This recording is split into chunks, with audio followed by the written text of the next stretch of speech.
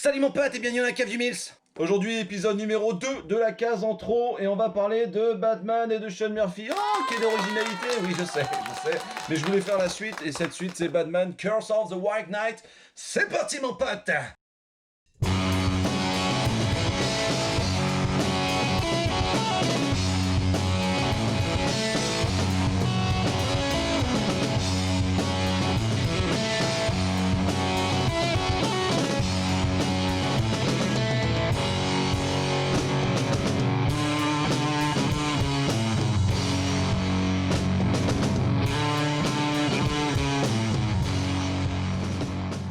Donc la suite de White Knight directement, même s'il y avait un début, une fin, et là il y a aussi un début et aussi une fin. À mon sens, il peut être lu indépendamment de White Knight, puisqu'il plante quand même pas mal le décor au début de ce livre. Bon, après, si vous voulez vous taper un petit kiff, faut quand même que vous lisiez White Knight, qui est quand même un beau chef-d'œuvre aussi de Sean Murphy. Il est sorti le 2 octobre 2020. Chez Urban Comics sous le Black Label, il fait 288 pages. Pour la modique somme de 21,50 €. C'est toujours écrit et dessiné par le maître Sean Murphy et c'est toujours colorié par Matt Hollingworth. C'est magnifique, les couleurs sont magnifiques. C'est la fin, c'est la fin. Oh. Alors Sean Murphy qui est né en 1980, évidemment on lui doit du American Vampire, du Tokyo Ghost, The Wake, Joe l'aventure intérieure, enfin bref. Le mec il pèse dans le game quand même quoi. De quoi ça parle et que nous promet la 4e de couverture, je m'en vais vous le lire. Le fléau Jack Napier est de nouveau derrière les barons, mais Gotham est loin d'avoir retrouvé son calme. Au manoir Wayne, Bruce peine à retrouver l'équilibre et sérénité. Son pire ennemi n'a pas seulement ébranlé ses convictions et sa raison d'être, il a également durablement dégradé son image. La disparition d'Alfred laisse derrière elle un héritage inattendu. Le journal d'Edmond Wayne, daté de 1685, premier de sa lignée à s'installer à Gotham et adversaire d'un certain Lafayette Arkham, dont les ossements ont été récemment découverts dans la cellule du Joker. Non mais je m'enflamme peut-être un peu trop aussi quoi. Bon on va tout de suite commencer par les moins. Si ça vous dérange pas quoi. Je l'ai mis dans les moins mais c'est pas vraiment quelque chose de négatif. Du moins pour moi, je pense qu'une personne qui commence Batman, il devrait pas commencer par White Knight ou Curse of the White Knight, quoi.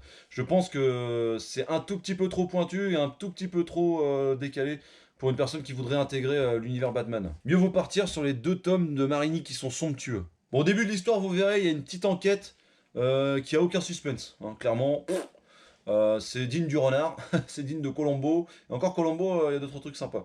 Mais honnêtement, il y a un début d'histoire qui est, en termes d'enquête, inexistant. Le plan machiavélique du Joker d'Azrael et le démantèlement de la cave, de la Batcave, je le trouve un peu finger in the nose, quoi.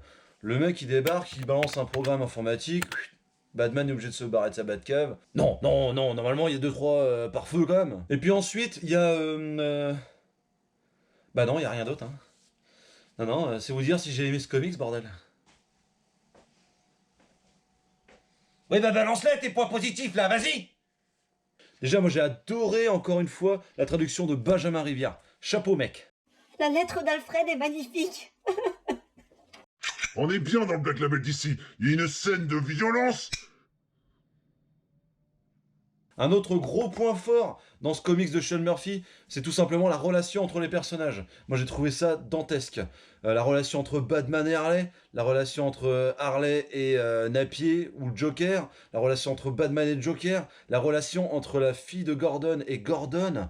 Il y a une scène de flashback dans ce comics qui est tout simplement délicieuse, et si vous êtes parent et que vous le lisez, vous savez très bien de quoi je veux parler. Alors dans ce comics, il y a bien un personnage qui est clé, c'est bien Azrael. Les dessins de Sean Murphy sont somptueux, la couleur de Matt Hollingworth est absolument dingue. C'est clairement la plus belle adaptation d'Azrael que j'ai vue en comics. Bim. La cohérence avec le premier tome et sa vision de Gotham, et le final de ce comics est juste bouleversant.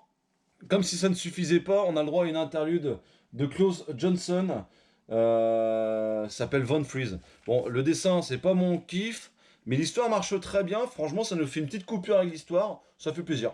Que demande le peuple, mon pote? Pour conclure, je dirais qu'à aucun moment, l'histoire s'essouffle. C'est beau, c'est dynamique, le sujet est maîtrisé, c'est un chef-d'œuvre. Toutefois, il y a quelques petites facilités dans le scénario, mais franchement, on lui pardonne volontiers.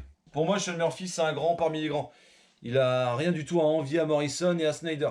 Cette suite est tellement réussie que je la mets même devant le premier tome. Merci Murphy. Foncez tête baissée les potes, vraiment. Merci d'avoir regardé ce deuxième épisode jusqu'au bout. Et dites-moi dans les commentaires ce que vous avez pensé du comics, ce que vous avez pensé de la vidéo, hein, ça m'intéresse évidemment grandement. Sur ce, prenez soin de vous, on se retrouve très vite dans la cave.